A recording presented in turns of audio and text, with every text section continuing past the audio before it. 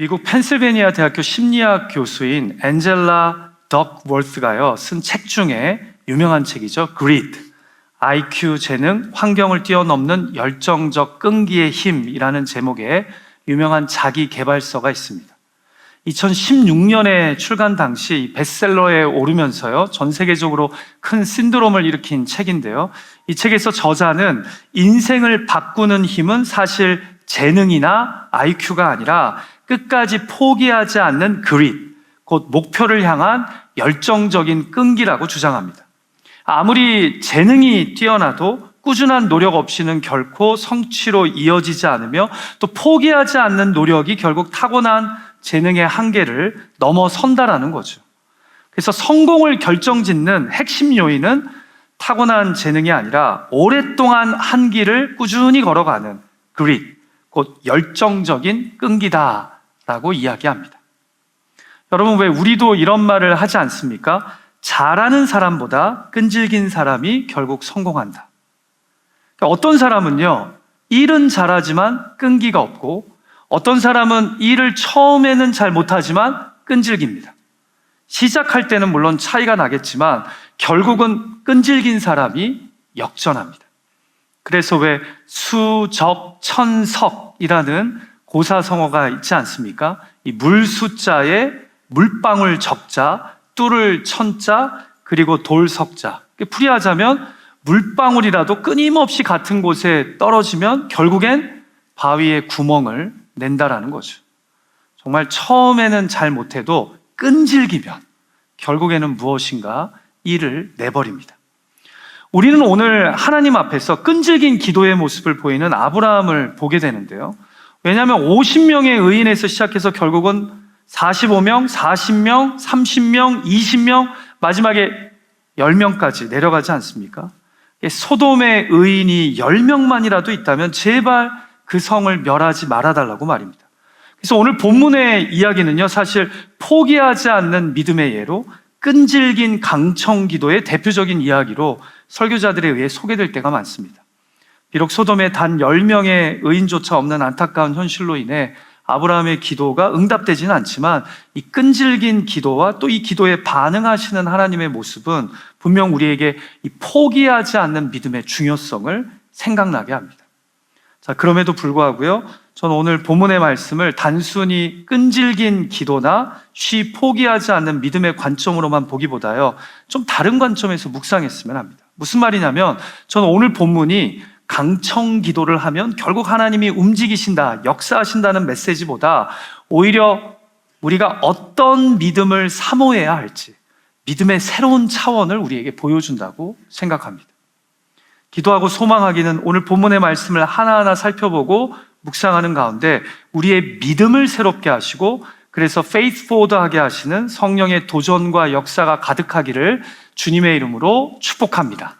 자, 아브라함의 끈질긴 기도 이야기 속에서 성경이 우리에게 도전하는 믿음이란, faith란 무엇이냐는 거죠. faith forward를 위해 우리에게 필요한 것은 무엇일까요? 저는 오늘 본문에서 3가지를 좀 생각했으면 하는데요, 바로 믿음의 방향, 믿음의 초점, 그리고 마지막으로 믿음의 한계입니다.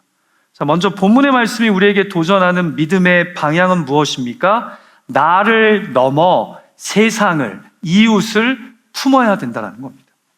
이게 바로 믿음의 방향이라는 거예요. 여러분, 제가 오늘 말씀에서 제일 먼저 생각했으면 하는 것은요, 도대체 아브라함이 누구를 위해 이렇게 끈질긴 기도를, 믿음의 기도를 하나님께 드렸냐라는 겁니다. 우리는 흔히요, 아브라함의 오늘 기도가요, 조카 롯을 살리기 위한 기도였다고 생각하는 경우가 많은데요, 사실 창세기는요, 그의 믿음의 기도가 조카 롯을 살리기 위한 기도였다기보다 오히려 심판 앞에 선 소돔성 전체를 살리기 위한 믿음의 행동이었음을 우리에게 보여주는데요, 다 같이 본문 24절 말씀을 함께 읽어볼까요? 시작. 그 성중에 의인 50명이 있을지라도 주께서 그곳을 멸하시고 그 50의인을 위하여 용서하지 아니하시리이까. 여러분 잘 보세요. 아브라함의 목적은 롯만이 아니었습니다. 롯을 포함해서 그곳, 곧 소돔성 전체가 멸망하지 않기를, 하나님이 죄악된 소돔섬 사람들을 용서해 주시기를 원했던 겁니다. 그래서 28절에서 다시 50명을 45명으로 줄여달라고 요청하면서요, 또 명확하게 이렇게 말씀합니다. 50의인 중에 5명이 부족하다면 그 5명이 부족함으로 말미암아 온 성읍을 멸하시리이까. 보세요. 아브라함의 관심은 자신의 조카인 롯만이 아니라 죄악이 가득한 소돔성 전체의 구원이었던 겁니다. 그것을 위해 그가 이렇게 열심히 끈질긴 믿음의 기도를 하나님께 드렸다라는 거죠. 자, 그래서 하나님도 아브라함의 이런 귀한 믿음을 잘 아시고 본문 26절에서 그의 요청에 제일 먼저 이렇게 답하셨습니다. 같이 한번 읽어볼까요? 시작.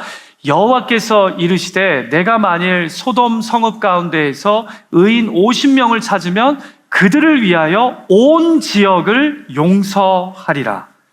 여기 어디에도 하나님이 의인 50명을 찾으면 내가 롯을 용서해 주겠다, 롯만은 살려주겠다 이렇게 답하시지 않습니다. 온 지역, 소돔성 전체를 용서하시겠답니다. 여러분, 만약에 아브라함의 목적이 자신의 가족인 롯의 구원이었다면 이렇게 기도하는 것이 맞죠.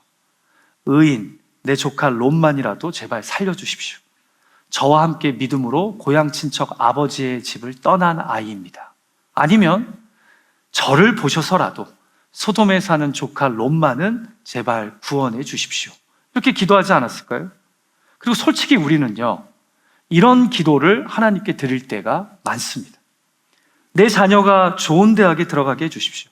내 부모님은 건강하게 오래오래 살게 해주십시오.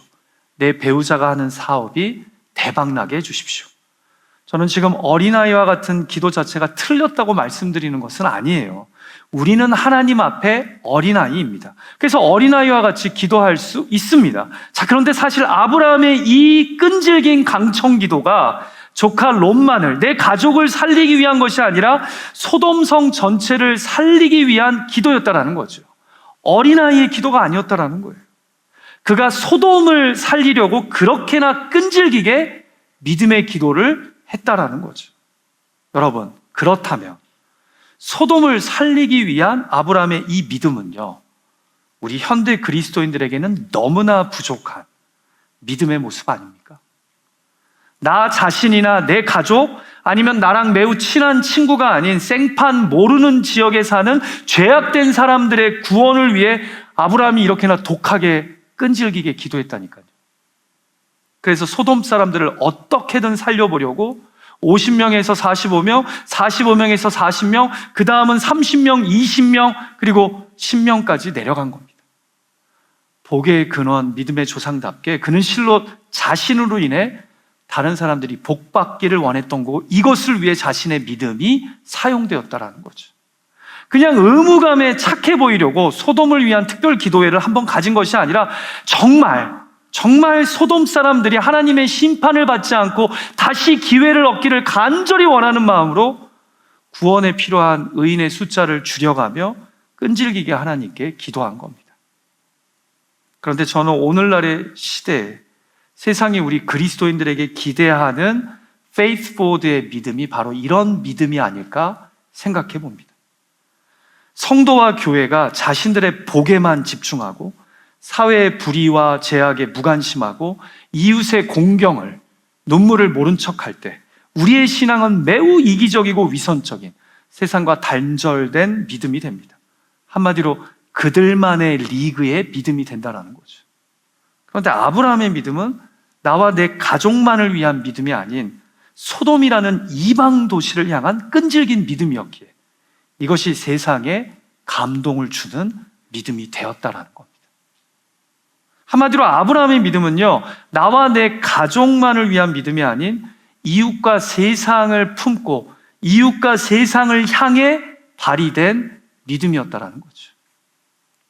사랑하는 예배자 여러분, 나와 내 가족이 아닌, 나의 사업과 내 하는 일이 아닌 세상과 이웃을 위해 기도하신 적이 언제입니까? 교회 사람들 말고 세상을 향한 믿음의 기도를 아브라함처럼 이렇게 끈질기게 드린 적이 있으십니까? 제가 작년에 한 친구 목사님의 칼럼을 통해 시를 소개받았는데요, 그 시를 읽으면서 큰 감동을 받았습니다.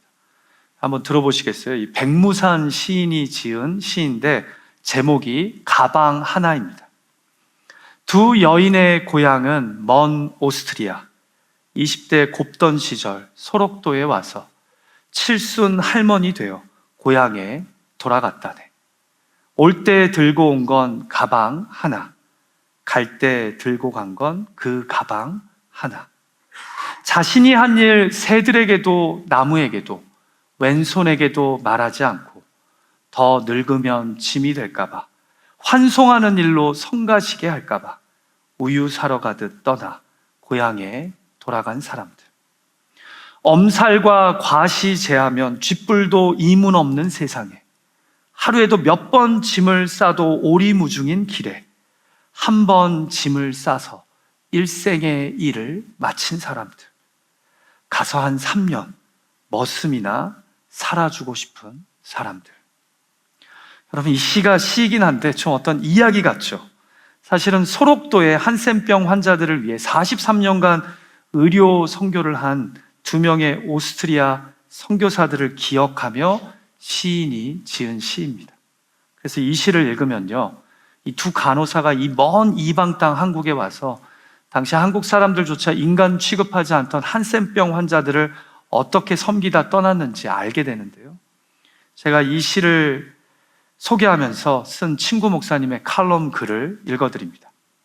마리안느 스테거, 마가렛 피사렉.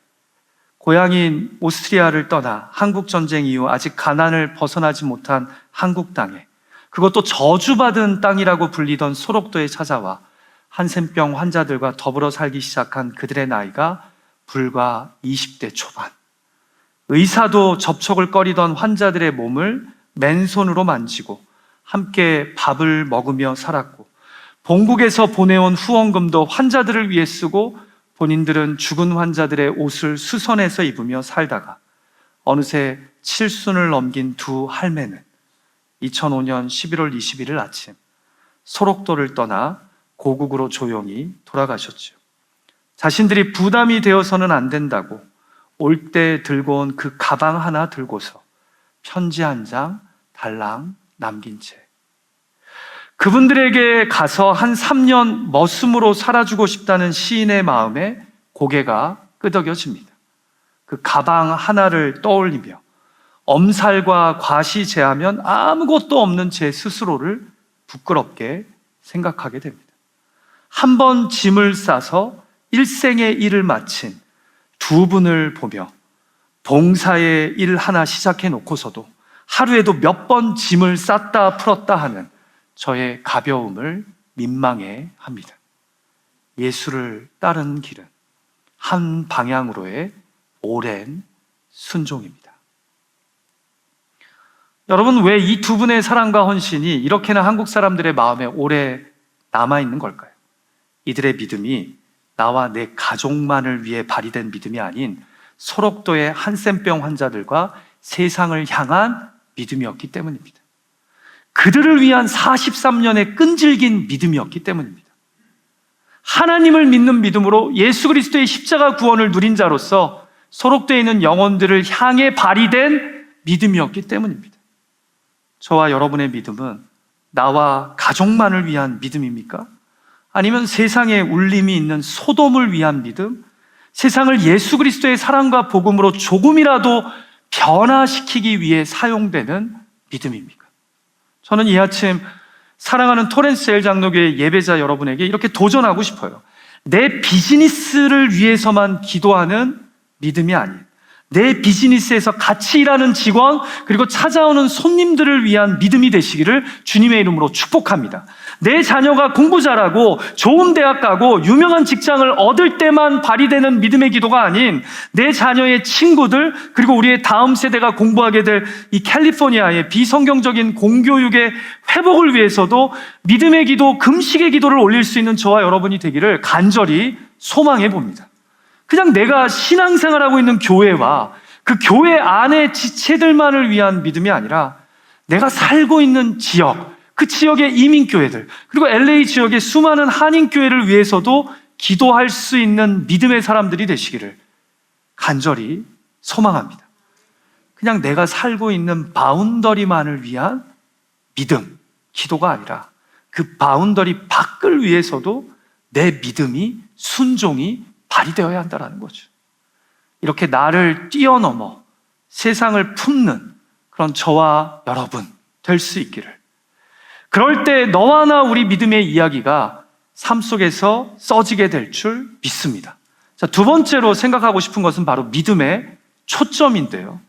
사람이 아닌 하나님께 매달려야 한다는 겁니다.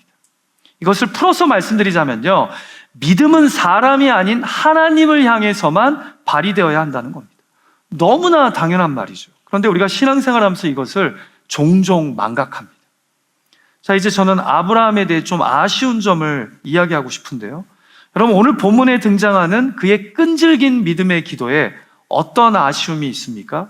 바로 그가 10명에서 멈췄다는 점입니다. 왜 5이나 셋으로? 아니면 의인 1명, 심지어는 그냥 당신의 헷세들을, 그 포기하지 않는 전적인 은혜의 손길을 의인 1명이 없더라도 소돔 사람들에게 베풀어 달라고 아브라함이 끝까지 기도하지 않았냐라는 점입니다.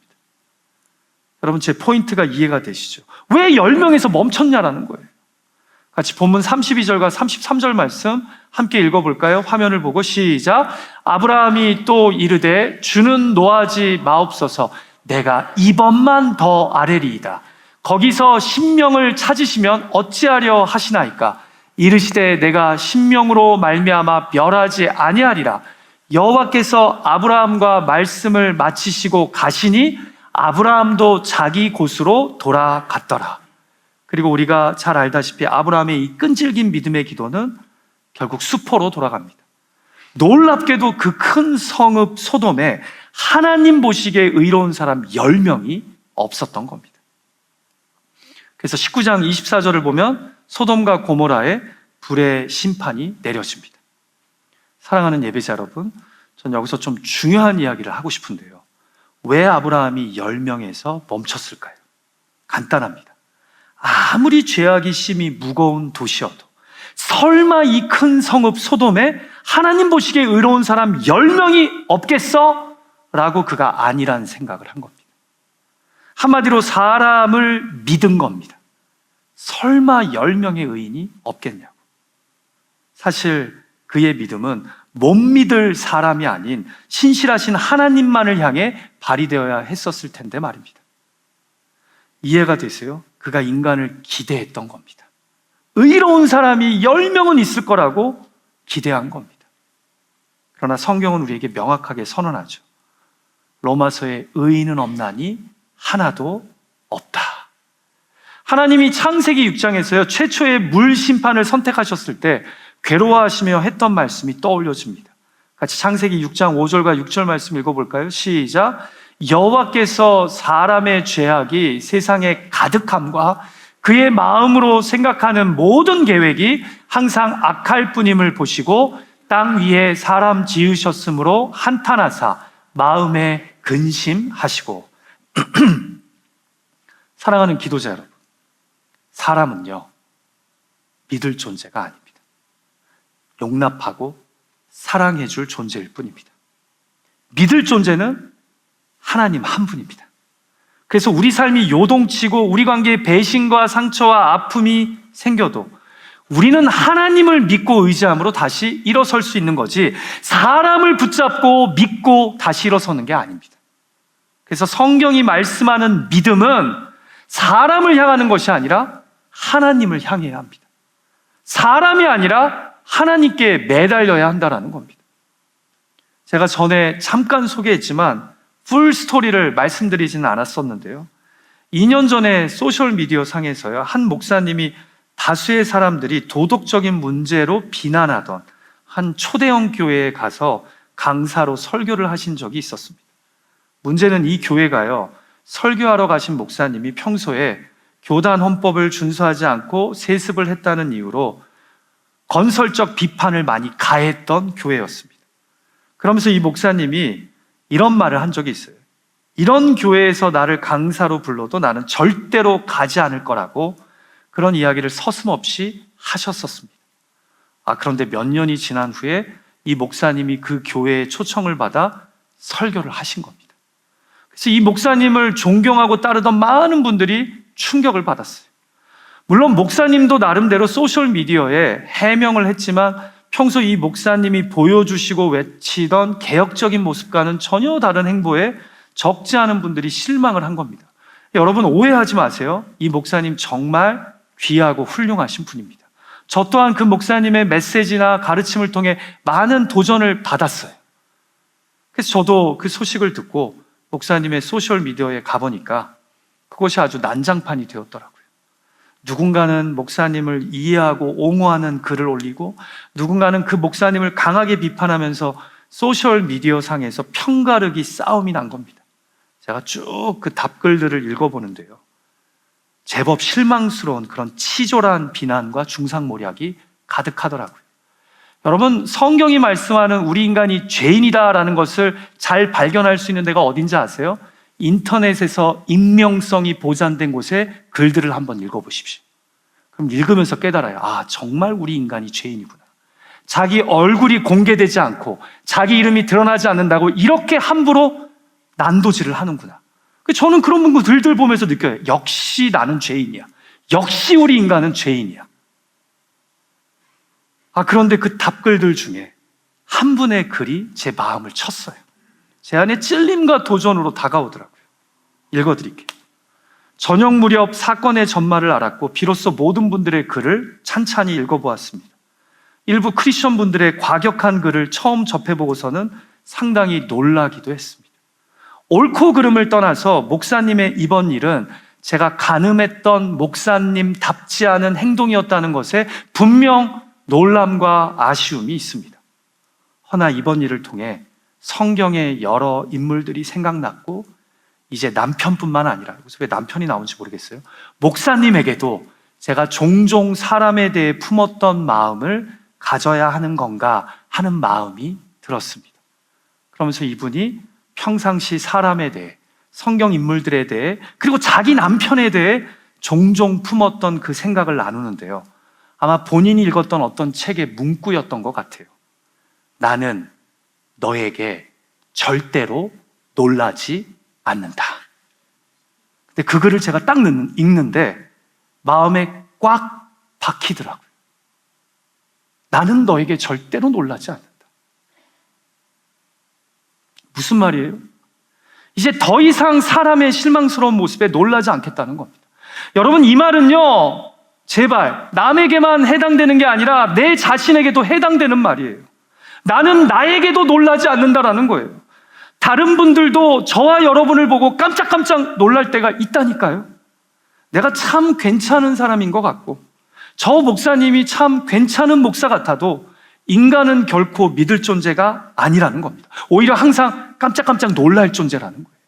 좋은 일로도 놀랄 때도 있지만 상당히 실망스러운 일로도 놀랄 존재라는 거예요. 여러분, 왜 우리가 훌륭한 목사님이나 신앙의 인물들을 보면서 영적 거인 이런 표현 쓰지 않습니까? 그런데 여러분, 솔직히 하나님 앞에 영적 거인 그런 거 없습니다. 죄송해요. 제가 영적 거인이라고 불리는 분들의 삶을 쭉 공부하고 책을 읽어보면요, 다 그들의 삶에 연약함이 있었고 실수가 있었고 죄악이 있었습니다. 그런데 하나님이 은혜로 붙잡아 주시고 은혜로 용서해 주시고 은혜로 사용해 주신 것 뿐이에요. 우리 성경적으로 솔직해지자고요. 우리 인간은 너무 놀라워서 더 이상 놀랄 필요가 없는 존재입니다. 아니에요? 어떨 때는 놀라운 감동을 주기도 하지만 어떤 때는 한없는 실망을 줄 수 있는 게 바로 저와 여러분이라니까요. 저 또한 마찬가지예요. 저를 좋게 봐주시는 아주 시력이 안 좋은 분들도 계시겠지만 저에게 실망한 분들도 당연히 있겠죠. 저 또한 주님의 은혜 아니면 살아갈 수 없는 연약한 존재거든요. 은혜로 지금까지 살고 있는 사람일 뿐입니다. 주의 인자, 곧 은혜가 저의 생명보다 더 낫습니다. 그래서 저는 오늘도 은혜로 살아가고 있습니다. 사랑하는 예배자 여러분, 잊지 마세요. 믿음은 인간을 향하는 순간 절망하게 됩니다. 그러나 하나님을 향하는 순간 놀라운 일들이 일어납니다. 그래서 믿음은 제발 사람이 아닌 하나님을 향해서만 발휘되어야 합니다. 초점이 하나님께 있어야 되는 게 믿음이라고요. 사람은 믿을 존재가 아니라 사랑하고 용납해 줄 존재일 뿐입니다. 구약성경 이사야서 2장 22절에 보면 하나님이 죄로 가득한 이스라엘을 보시며 백성들에게 선지자를 통해 이렇게 말씀하세요. 다시는 사람을 믿지 말라. 코에 숨이 붙어 있을 뿐 아무 보잘것 없느니. 여러분, 예수님의 십자가 길을 생각해 봅시다. 결국 왜 하나님은 하나밖에 없는 독생자 예수 그리스도를 우리 위에 이 땅에 보내신 겁니까? 저와 여러분에게는 더 이상 소망이 없기 때문에. 하나님이 직접 인간의 몸을 입고 이 땅에 오심으로 죄악된 우리에게 구원이 소망이 되시고자 죄가 없으신 하나님이 인간의 몸을 입고 이 땅에 오신 거예요. 부디 여러분의 믿음이 행여나 사람에게 기대해서 10명은 있겠지, 이제 소돔은 안 망하겠지, 저 사람은 다르겠지 생각하고 거기서 멈추지 마십시오. 믿을 것은 인간이 아니라, 내가 아니라 하나님 한 분뿐입니다. 사람이 아닌 하나님께 우리가 매달려야 한다는 거죠. 우리 옆에 있는 분에게 한번 이렇게 고백할까요? 쑥스러우면 스스로에게 하셔도 돼요. 나는 당신에게 절대로 놀라지 않습니다. 시작. 나는 당신에게 절대로 놀라지 않습니다. 한 번 더 인사할 때 믿음은 사람이 아닌 하나님을 향해야 합니다. 시작. 믿음은 사람이 아닌 하나님을 향해야 합니다. 여러분, 나는 당신에게 절대로 놀라지 않겠다는 말은요, 비난도 공격도 아니에요. 당신이나 나나 거기서 거기라는 거예요. 그래서 은혜로 내가 바라보도록 노력하겠다라는 거예요. 자, 마지막 세 번째로 우리가 오늘 본문에서 발견하게 되는 믿음의 한계는 무엇입니까? 믿음을 넘어 은혜에 굴복해야 된다는 겁니다. 여러분, 저는 마지막으로 아브라함의 믿음의 기도에 계속해서 반응하신 하나님에 대해서 좀 생각했으면 해요. 분명 본문의 이야기는 자신이 아닌 소돔을 위한 아브라함의 놀랍고 귀한 믿음을 우리에게 보여줍니다. 비록 그가 의인 10명에서 믿음의 기도를 멈춤으로 사람을 믿은 것이 안타깝기는 하지만요. 자, 그런데요, 저는 사실 아브라함의 믿음도 대단하지만 어떻게든 그의 기도를 들어주셔서 소돔과 고모라를 심판하시기보다 구원하고 싶어 하신 하나님의 모습이 더 대단하다고 생각됩니다. 여러분, 우리가 오늘 본문에서 아브라함의 끈질긴 믿음과 기도에만 집중하면요, 반대로 본문에 등장하는 하나님의 한없는 은혜와 자비를 놓칠 수 있습니다. 끈질기게 요청한 아브라함도 대단하지만 사실 계속해서 아브라함의 요구대로 숫자를 줄여주신 하나님의 자비로우심이 더 대단하다는 겁니다. 자, 그래서 50명에서 45명, 45명에서 40명으로까지 숫자를 줄인 다음에요, 아브라함도 민망했던지 아니면 이제 5명씩 줄이다가 이제 다음부터는 10명씩 줄이거든요. 그게 죄송했던지 30절에서 이렇게 말해요. 내 주여 노하지 마옵소서. 그러면서 30명이어도 심판하시지 않을 거냐고 물어요. 그런데도 하나님이 30명이면 심판하지 않겠다고 자비롭게 또 약속하십니다. 그리고는 31절과 32절에서요, 다시 내가 감히 내주께 아뢰입니다. 또 주는 노하지 마시고 들으소서 하면서 숫자를 결국 10명까지 줄입니다. 그런데 성경 어디에도 하나님이 이것 때문에 화를 내셨다거나 불쾌하다는 기록이 없어요. 아브라함아, 처음 할 때 10명으로 하지 왜 계속해서 줄여가면서 나를 귀찮게 하냐, 이런 기록 성경에 없어요. 아브라함이 끈질긴 믿음의 기도로 요청할 때마다 하나님은 다 받아들이십니다. 그러니까 뭐예요? 아브라함보다 사랑과 은혜의 하나님이 사실은 더 소돔과 고모라를 살리시기를 원하셨던 겁니다. 멸망시키지 않기를 원하셨다라는 거예요. 그래서 계속해서 의인의 숫자를 줄여가는 아브라함의 기도를 하나님이 다 받아들이십니다. 믿음으로 강청 기도한 아브라함보다 계속해서 그의 기도를 받아주신 하나님의 자비와 은혜가 사실은 더 인상적이라는 겁니다. 그런데 여러분, 성경 66권이 그리는 하나님의 이런 모습이 상당히 일관적이라는 거 아세요? 니느웨 성을 한번 생각해 보세요. 요나서 4장에서 하나님이 요나에게 이런 말씀하시죠. 내가 키우지도 않은 햇빛을 가려주던 박농쿨 하나가 벌레로 인해 시들어 죽게 되자 네가 이렇게 화를 내는데 하물며 내가 어떻게 이 니느웨의 12만 명의 사람들을 아끼지 않겠느냐? 하나님은 기본적으로 소돔이나 니누에나 이스라엘이 아닌 이방 나라, 이방 사람들이어도 그들이 심판받지 않기를 원하시는, 자비로우며 노하기를 더디하시는 은혜의 하나님이시라는 겁니다. 그래서 우리의 믿음보다 사실 더 소중한 것은 하나님의 은혜입니다. 내가 아무리 믿음이 좋아도 사실은 우리 믿음을 보시고 기다리셨다는 뜻이 역사하시는 하나님의 은혜가 더 크다라는 거죠. 더불어 또 한 가지 생각해야 하는 것이요, 왜 의인 때문에 악인들을 싸그리 소돔성 전체를 다 용서하고 구원해 줘야 합니까? 왜 심판을 유예해야 합니까? 의인들의 의로움으로는 그들만 구원해 주시면 되는 거 아니에요? 너희가 의로웠으니 의로운 너희들만 내가 살려주겠다. 여러분, 우리는 여기서 성경의 속죄의 메시지를 발견하게 됩니다. 의인 50명, 의인 10명으로 인해 소돔성 전체를 구원하기 원하시는 분이 바로 우리의 하나님이시요 은혜의 하나님이시라는 거죠.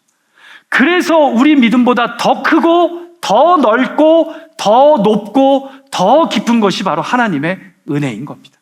아니, 어떻게 보면 나의 믿음까지도 사실은 하나님의 은혜로 주어진 겁니다. 그래서 예수 그리스도의 십자가 대속의 은혜가 우리 모두의 죄를 사해해 줄 수 있는 속죄의 근거가 되는 거예요. 어떤 분이 목사님에게 찾아와서 질문하더랍니다. 어떻게 눈에 보이지 않는 하나님을 믿을 수 있냐고. 그러니까 목사님이 이렇게 답하셨다죠. 그럼 눈에 보이는 사람은 믿으시냐고. 나도 나를 못 믿겠는데 어떻게 눈에 보인다고 사람을 믿습니까? 여러분, 우리는 많은 경우에요, 나의 믿음을 강조해서 신앙을 생각하는데요, 사실 믿음에 있어 중요한 것은 내 믿음이 아니라 내 믿음의 대상입니다.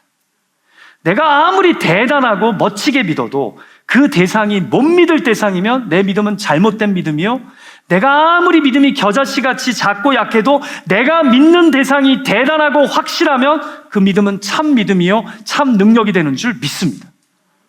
그런데 우리가 믿는 하나님이요, 전지전능하실 뿐만 아니라 은혜로우시며 자비로우십니다. 그래서 성경에 이런 말씀들이 정말 많아요. 주께서 뜻을 돌이키사. 무슨 말이에요? 약속을 깬 이스라엘 백성에게 선지자 보내서 경고하고 경고했어요. 그래서 심판하셔야 돼요. 근데 마지막에 회개하는 사람들 보고 뜻을 돌이키시는 하나님이 바로 우리 하나님이시라는 거예요. 또 이런 표현이 이사야서에 있죠.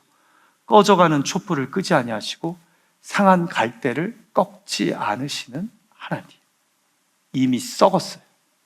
이미 꺼져가고 있어요.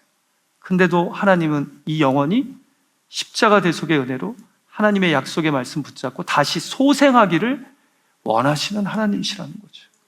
또 시편 말씀, 선지서에 이런 말씀이 자주 나와요. 노하기를 더디하시며 인자하심이 풍성하시도다. 누가요? 우리 하나님이요. 여러분, 그래서 우리의 작고 연약한 믿음에도 불구하고 결국은 은혜가 우리의 삶을 덮습니다. 어떻게든 자기 백성을 살리시고 다시 기회를 주시고 구원하기 원하시는 하나님이시지, 성경의 하나님은 절대로 칼을 휘두르며 심판하기를 즐거워하시는 분이 아니라는 거예요. 그런데 이것이 연약한 우리 삶의 소망이 된다는 거죠. 자기 아들을 내어주시기까지 우리를 살리려고 하시는 은혜의 하나님이 우리의 연약한 믿음보다 사실은 더 크고 놀랍다는 겁니다. 이것을 붙잡고 믿음의 삶을 살아갈 수 있는 저와 여러분 되시기를 주님의 이름으로 축복합니다. 말씀을 마칠까 합니다. 사랑하는 예배자 여러분, 저는 실로 우리 토렌스제일 장로교회가 일상에서 너와 나, 우리 믿음의 이야기를 써내려가는 페이스포워드의 공동체가 되기를 사모합니다. 그러려면 지난주일 말씀처럼 왕년의 믿음에 머물러서는 안 되겠죠. 그러나 동시에 오늘 말씀처럼 우리 믿음의 방향이요, 나를 넘어 세상을, 이웃을 품어야 합니다. 우리 믿음의 초점이요, 결단코 사람이 아닌 하나님을 향해야 합니다. 믿을 존재는 하나님이지, 의지할 존재는 예수님이지 결코 사람이 아닙니다. 마지막 세 번째로 내 믿음의 한계를 인정하고 날 포기하지 않으시는 은혜에 굴복해야 합니다. 그렇게 나를 뛰어넘는 믿음의 사람으로 빚어지고 세워지시기를 우리 주님의 이름으로 축복합니다. 같이 기도하죠.